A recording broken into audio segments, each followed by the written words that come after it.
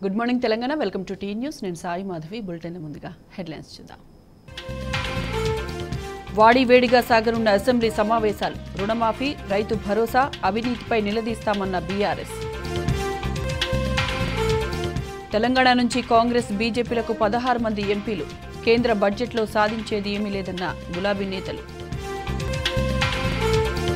రాష్ట్రంలో తేలికపాటి నుంచి మోస్తరు వర్షాలు ఉధృతంగా గోదావరి నిండుతున్న కృష్ణా ప్రాజెక్టులు సింగరేణి ఓపెన్ కాస్ట్ గనులపై వర్షాల ప్రభావం మంచిర్యాలలో నిలిచిన బొగ్గు ఉత్పత్తి ఉత్తరాదిలో విస్తారంగా వానలు ఢిల్లీ ముంబై సహా పలు నగరాల్లో భారీ వర్షాలు కేంద్ర బడ్జెట్పై నేటి నుంచి పార్లమెంట్లో చర్చ మోదీ సర్కార్ వివక్షపై నిలదీయనున్న విపక్షం ఇవాళ ఉదయం 10 గంటలకు రెండో రోజు అసెంబ్లీ బడ్జెట్ సమావేశాలు ప్రారంభం కానున్నాయి. మొదటగా ప్రశ్నోత్తరాలు కొనసాగనుంది. ఆ తర్వాత కేంద్ర బడ్జెట్లో తెలంగాణ పట్ల వివక్షపై చర్చించి తీర్మానం చేయనున్నారు. రైతు రుణమాఫీపై సభలో స్వల్పకాలిక చర్చ జరగనుంది. రేపు ప్రభుత్వం అసెంబ్లీలో బడ్జెట్ ప్రవేశపెట్టనుంది. ఈ నెల 30, 31 తేదీల్లో బడ్జెట్ పద్ధతులపై చర్చించనున్నారు. ఈ నెల 31 వరకు అసెంబ్లీ సమావేశాలు నిర్వహించాలని నిర్ణయించారు.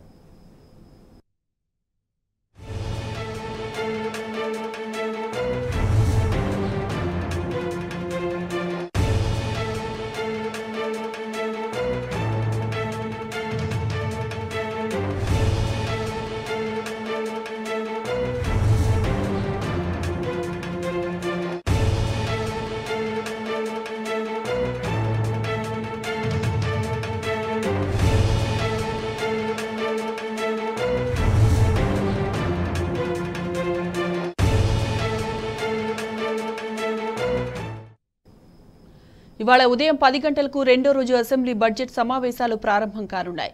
మొదటగా ప్రశ్నోత్తరాలు కొనసాగనుంది. ఆ తర్వాత కేంద్ర బడ్జెట్లో తెలంగాణ పట్ల వివక్షపై చర్చించి తీర్మానం చేయనున్నారు. రైతు రుణమాఫీపై సభలో స్వల్పకాలిక చర్చ జరగనుంది. రేపు ప్రభుత్వం అసెంబ్లీలో బడ్జెట్ ప్రవేశపెట్టనుంది. ఈ నెల 30, 31 తేదీల్లో బడ్జెట్ పద్ధతులపై చర్చించనున్నారు.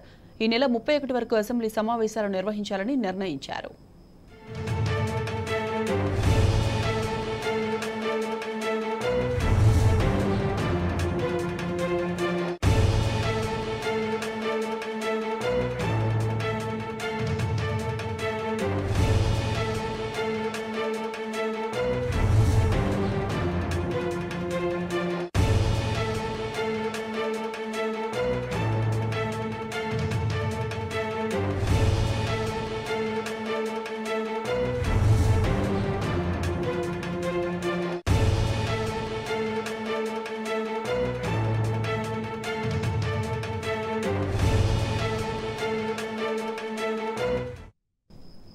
ఇక ఇదే అంశానికి సంబంధించి పూర్తి డీటెయిల్స్ మా ప్రతినిధి వంశీ లైవ్ లో అందిస్తారు. వంశీ చెప్పండి, ఈ రోజు అసెంబ్లీ సమావేశాలకు సంబంధించిన అప్డేట్స్ ఏంటి?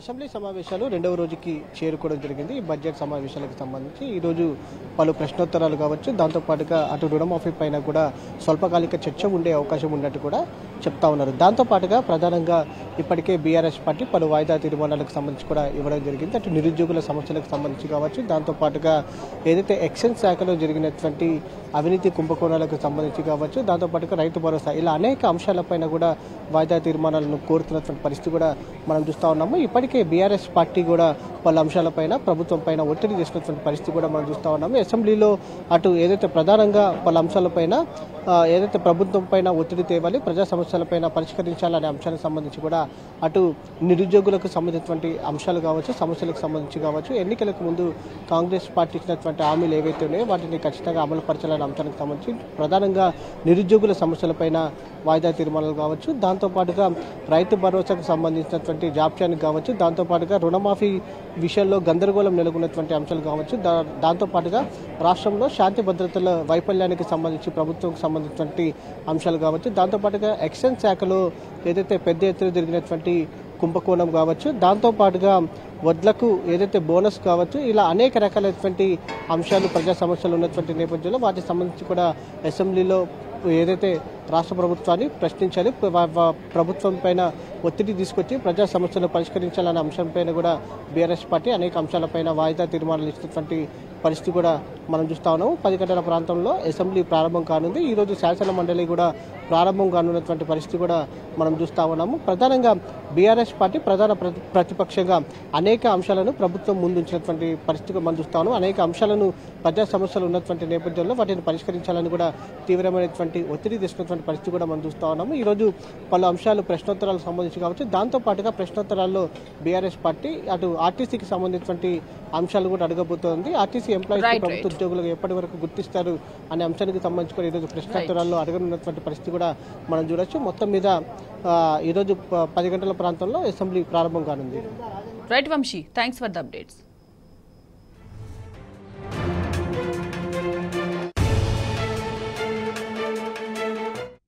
హైదరాబాద్లోని జియాగూడలో ఈ తెల్లవారుజామున భారీ అగ్ని ప్రమాదం జరిగింది.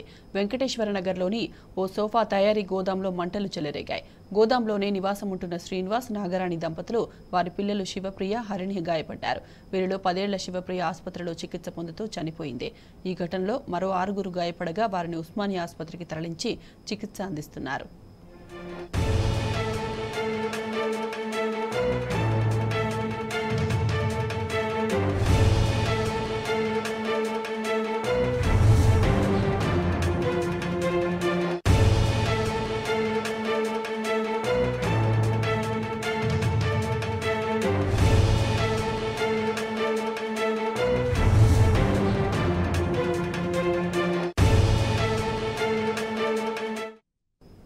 సమాచారం అందుకున్న ఫైర్ సిబ్బంది ఘటనా స్థలాన్ని చేరుకుని 10 ఫైర్ ఇంజన్లతో మంటలు అదుపు చేశారు. క్షణాల్లోనే 4 అంతస్తుల భవనానికి మంటలు అంటుకోవడంతో లోపల చిక్కుకున్న మరో 20 మందిని ఫైర్ సిబ్బంది రక్షించారు. ప్రమాదం జరగడంతో భవన యజమాని ధనుంజయ్ పరారీలో ఉన్నాడని పోలీసులు తెలిపారు.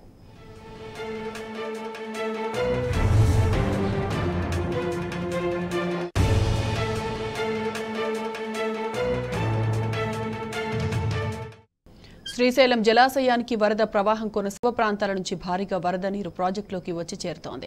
జలాశయంలోకి 1,83,686 క్యూసెక్ల నీరు ఇన్ఫ్లో అవుతోంది. ప్రాజెక్టు పూర్తి స్థాయి నీటి మట్టం 885 అడుగులు ఉండగా ప్రస్తుత నీటి మట్టం 846 అడుగులకు చేరింది. జలాశయం పూర్తి స్థాయి నీటి సామర్థ్యం 215.807 టీఎంసీలు కాగా ప్రస్తుత నీటి సామర్థ్యం 72కు పైగా టీఎంసీలు ఉంది. మరోవైపు శ్రీశైలం జలాశయంలో విద్యుత్ ఉత్పత్తి కొనసాగుతుంది.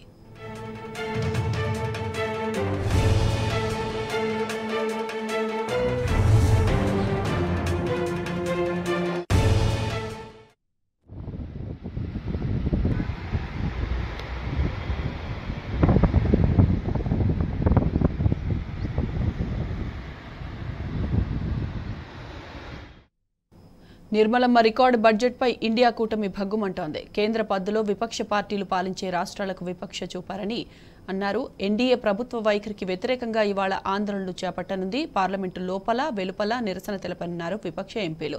కేంద్ర బడ్జెట్ ముఖ్య ఉద్దేశాన్ని దెబ్బతీశారని, చాలా రాష్ట్రాలకు నిధులు ఇవ్వలేదని మండిపడుతున్నారు. ఈ నెల 27న జరగనున్న నీతి ఆయోగ్ సమావేశాన్ని కూడా బహిష్కరిస్తున్నట్లు తెలిపారు.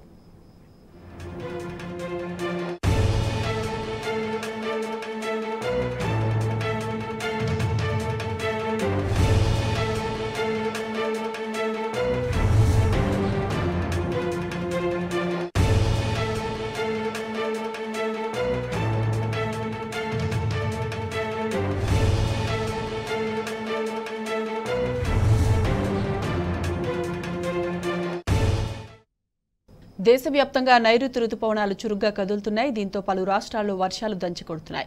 ఈ నేపథ్యంలో 9 రాష్ట్రాలకు అలర్ట్ ప్రకటించింది ఐఎండీ. ఉత్తరాదిలో రాగల వారం రోజుల పాటు భారీ నుంచి అతి భారీ వర్షాలు కురుస్తాయంటోంది. ఢిల్లీ, యూపీ, ఉత్తరాఖండ్, మహారాష్ట్ర, గుజరాత్, మధ్యప్రదేశ్, గోవా, పంజాబ్, హర్యానా, రాజస్థాన్లను అప్రమత్తం చేసింది. ఇటు జార్ఖండ్, కర్ణాటక, ఛత్తీస్గఢ్, పశ్చిమ బెంగాల్, హిమాచల్ ప్రదేశ్, ఈశాన్య రాష్ట్రాల్లో కూడా వర్షాలు కురిసే అవకాశం ఉందని పేర్కొంది ఐఎండీ.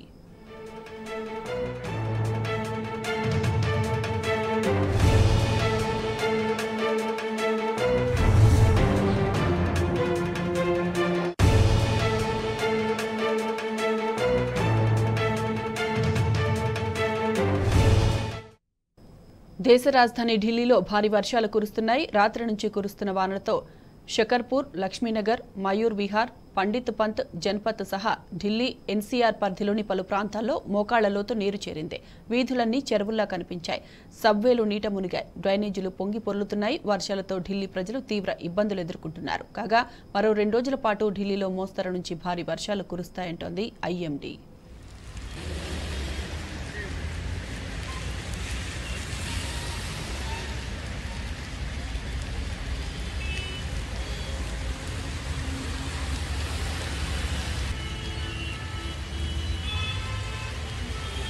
భారీ వర్షాలతో గుజరాత్ అతలాకుతలమవుతోంది. భారీ వర్షాలతో రాజ్కోట్, సూరత్, గిరి సోమనాథ్, అహ్మదాబాద్, భుజ్, వాపి, భరూచ్, వల్సాద్ జిల్లాలు నీట మునిగాయి.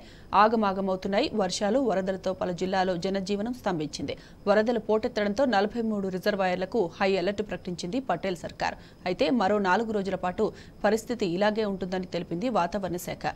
భారీ వర్షాల దృష్ట్యా గుజరాత్కు రెడ్ అలర్ట్ ప్రకటించింది.